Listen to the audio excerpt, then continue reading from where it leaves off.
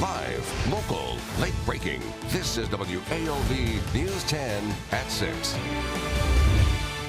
Good evening and thanks for joining us. We're getting our first look tonight at a man police say opened fire on them in Valdosta yesterday morning. GBI agents say this man, 22-year-old Stephen Beck, shot Officer Randall Hancock as soon as he got out of his patrol car. 2 bullets hit Hancock's protective vest. A third struck him in the abdomen just beneath his vest. Beck is a recovering drug addict. The operator of a treatment center Beck went to called him a kind and gentle person. His former employer was also shocked. Officer Hancock and Beck are recovering in the hospital. The Dallas community continues to mourn the loss of 5 police officers who were killed in an attack Thursday night. A makeshift memorial is growing outside the Dallas police headquarters just 2 days after the deadly ambush. Flowers, candles, and posters about love were placed on top of a police vehicle as people paid their respects. One woman was seen placing an American flag on the memorial. She says the murder of innocent police officers and civilians is just not acceptable. It's disturbing that people have such hate against one another. It's just not right, because regardless of what color or where you're from, everybody matters. And to shoot and kill, it's heartbreaking. President Obama today addressed this week's violence in the United States during a news conference at the NATO summit in Poland. The president plans to visit Dallas in the coming days. He also plans to convene a White House meeting to address next steps. He praised the way Americans have responded to the events of the past few days, including Dallas police officers. Americans of all races and all backgrounds are rightly outraged by the inexcusable attacks on police, whether it's in Dallas or any place else. President Obama also says he will continue to speak out about what he said is the need to tighten access to guns in the United States. A Dallas police officer who survived 3 tours in Iraq was one of the 5 officers killed Thursday night. A former member of the Navy, Patrick Zamarripa, was killed in the shooting. His death was confirmed by the Pentagon Friday. Scott Gordon talked to the officer's family and has their story from Dallas. Amid the flowers and prayers, a mother's loss is just sinking in. He was a downhearted, good-hearted, the most giving person. Patrick Zamarripa joined the Navy after graduating Paschal High School in 2001, served in Afghanistan, and in 2009 became a Dallas cop. His mother says that was his dream. Well, from when he was a little boy, he always wanted to be a police officer. My son's a hero.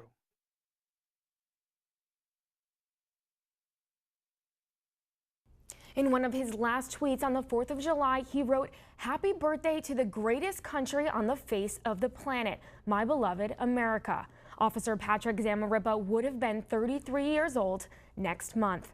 A university in Baymont, Texas is paying tribute to another officer killed in that attack. Officer Michael Smith graduated from Lamar University in 1989. The school released a statement on Facebook saying the Lamar University community is deeply saddened by Smith's death and their condolences and prayers go out to his family and friends. Smith served with the Dallas Police Department for over 2 decades. At least 2 protesters were arrested on Friday at a rally for Alton Sterling in Baton Rouge. The protesters chanted, "No justice, no peace," and "Y'all have guns, we have posters." A line of officers, some with riot shields and batons, cleared the streets, pushing protesters to the curb for the 3rd night. People gathered at the Triple S Food Mart where Sterling was shot to death. Protesters gathered in downtown Albany for a peaceful response to Sterling's death and another officer-involved shooting in Minnesota. The group held signs at the corner of Front Street and Oglethorpe Boulevard. Protesters say their numbers grew throughout the day. They say some of them started out as strangers, but now they stand together. Some members say they've began to talk with police about ways to open communication with the community. Why not just get in front of it and let people know that all lives matter, not just blacks, but right now it's a target on certain groups of people. So let's stop that right now before it hit home. Most people aren't going to do it until it hit home. Those protesters plan on holding a candlelight vigil tonight in the same spot at 10. In Rochester, New York, police arrested 74 people overnight during a Black Lives Matter protest. Police say most protesters were arrested for disorderly conduct. 2 were charged for resisting arrest. Police say some rocks were thrown at officers, but no officers were injured. There are no reports tonight of anyone else getting hurt. And feels like temperatures were above 100 degrees today. Will rain and storms finally cool us off? First Alert meteorologist Andrew Gorton is here with the answer.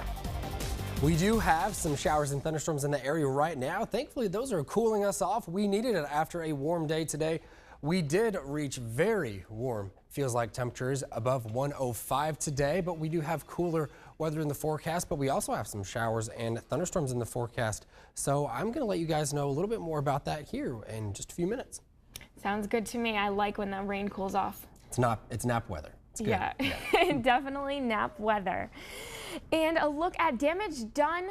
Parts of China's Fujian province were underwater today as Typhoon Nepartak made landfall in the area. Nepartak weakened to a strong tropical storm today as it lashed China's eastern coast, bringing powerful winds and heavy rains. The storm damaged buildings and caused problems for drivers. Rescue teams had to rescue several people trapped in the floodwaters. People in Taiwan are cleaning up today after that same typhoon swept through the country. 2 people died and 72 more were injured.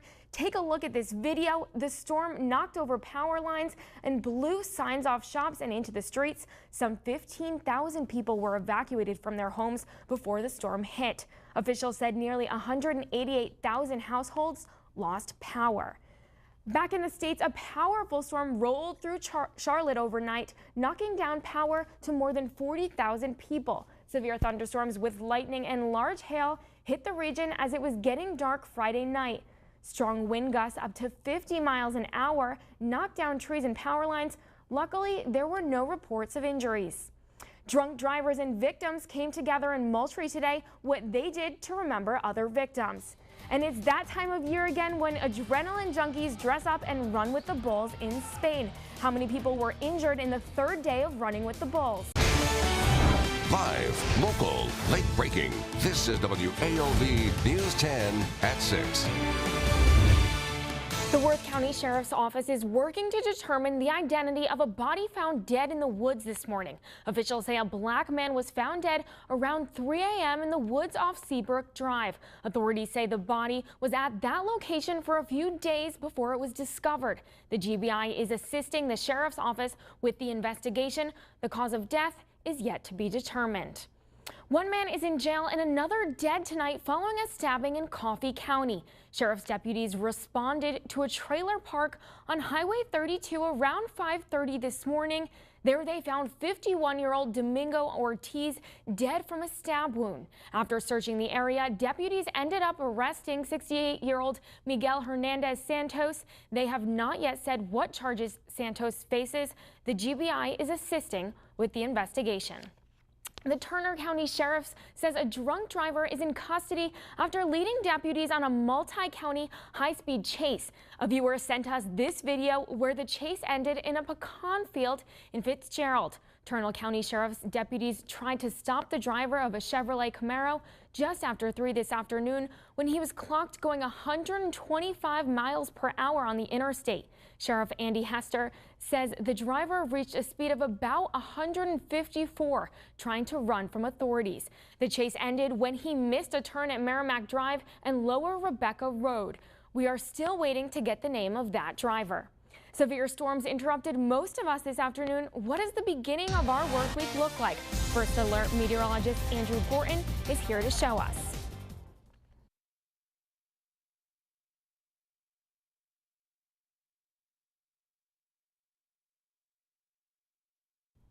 President Obama is appealing for better relationships between police and communities. This all comes after the fatal shootings of 5 Dallas officers during a Black Lives Matter protest.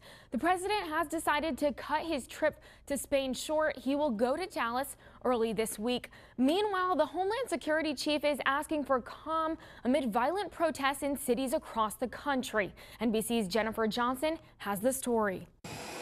President Obama made a brief stop in Rota, Spain Sunday to talk to American troops. I'll be honest, it's been a tough week back home. Mr. Obama has cut his overseas trip short and will head to Dallas Tuesday.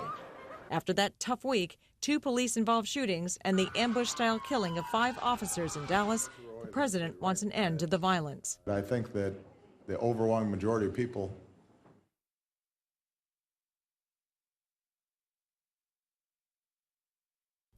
We now know Mika Johnson, the man charged with shooting a dozen police and transit officers, was plotting larger attacks. That, according to Dallas Police Chief David Brown. Take a listen. We're convinced that this suspect had other plans and thought that what he was doing was righteous and believed that he was going to make law enforcement and target law enforcement, make us pay for what he sees as law enforcement's efforts to punish people of color. Chief Brown went on to say Mika Johnson, quote, obviously had some delusion. He says much of what Johnson wrote in a rambling journal is difficult to decipher. Police and protesters clashed in Baton Rouge, Louisiana overnight. Officers in riot gear stood outside the police department. They wore helmets and even held shields and sticks at their sides. Some protesters silently held up their hands. Others screamed at the officers. At some point, officers started talking people who were in the street into custody, which sparked a strong reaction from other protesters. Hundreds of people marched through Central London today in solidarity with the Black Lives Matter movement. Many activists chanted slogans like "Hands up, don't shoot," and "No justice, no peace," as they brought the famous Oxford Street to a standstill. Protesters are reacting after the fatal shootings in Louisiana and Minnesota. Italian authorities have called off a search for a missing American airman in the area where he disappeared in northern Italy. Italian police searched for 3 days in the area where Staff Sergeant Helix Hale was last seen July 2nd. They suspended the search Saturday evening after failing to find any leads. Hale, a 24-year-old from Middletown, Indiana, is assigned to the Aviano Air Base north of Venice. He also served in Afghanistan. Folks involved with the Georgia peanut crop got a valuable info at a nationwide event. What else the event helped accomplish? An area high school faced off in a kickball tournament, how the games raised money for students. Live, local, late breaking. This is WALB News 10's Today in Georgia. Breaking overnight out of Dallas, 4 police officers dead in a shooting that targeted those officers. This just a few days after the 2 officer-involved shootings in Baton Rouge and Minnesota. And protesters for those 2 shootings all over the country, including here in Albany. The latest details in police violence coming up on Today in Georgia.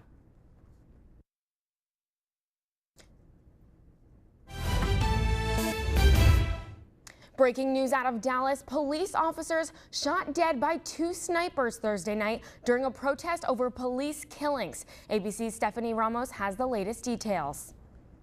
A barrage of gunshots erupting through downtown Dallas, causing panic and chaos across the city. Police trying to clear the area. We had people jumping over the fences. Cops start telling everyone to go back. Police say negotiations have ended between police and one of the suspects that was holed up. The suspect reportedly killed himself. President Obama also commented on this morning's shootings in Dallas. He's in Poland right now for a NATO conference. He called the attack, quote, a vicious, calculated, and despicable attack on law enforcement. This week, 2 days, 2 black men in 2 states have lost their lives in confrontations with law enforcement. Protesters popping up all over the country, and the federal government is investigating both shootings. Jan Pomrez has the latest.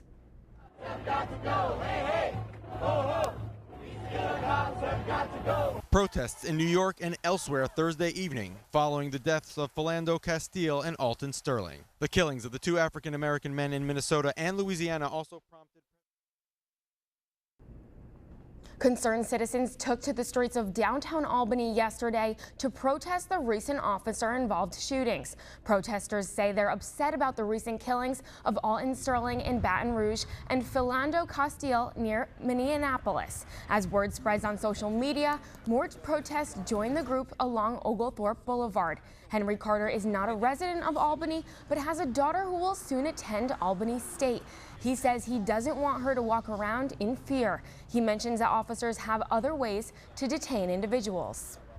Excessive force should be the very last means of engagement, but unfortunately when it comes to boys and men of color, it is the first means of engagement, and we have to change that.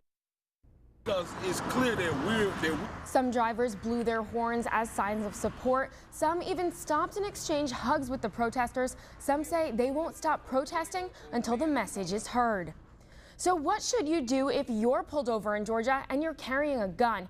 You're not required to let an officer know you have a weapon. Officers say the best thing you can do is comply with every order they give you. They say never confront an officer. One Georgia police chief says any officer who thinks he's dealing with someone with a gun should try to keep his distance. If he's in the car and the vehicle is on the dash, or it's in the seat or in the console and you can see it, ask him to step outside of the vehicle, get him away from the weapon, and now we're in control of the situation. Legally, the officer can ask you to remove a weapon from your side if it's in a holster. That's typically done as a precaution to keep everyone safe as an officer assesses a situation. Firefighters busy this morning fighting an early morning blaze at a South Albany home. That's where we find WALB News 10's Zach Logan this morning. Zach, what can you tell us?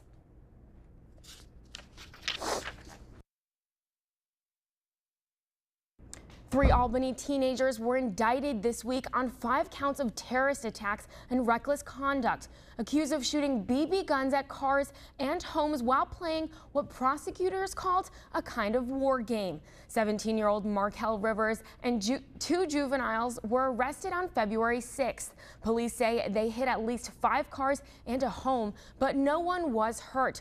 Prosecutors say BB guns are considered weapons.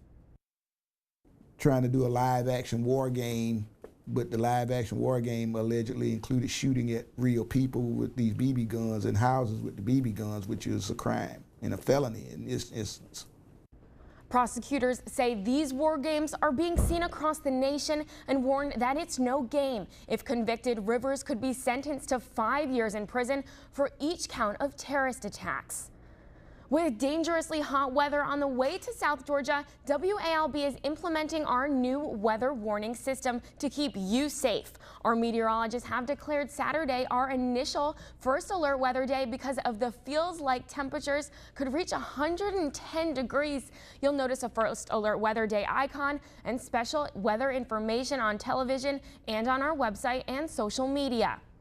Let's check in with Chris Zellman at the First Alert Weather Desk right now.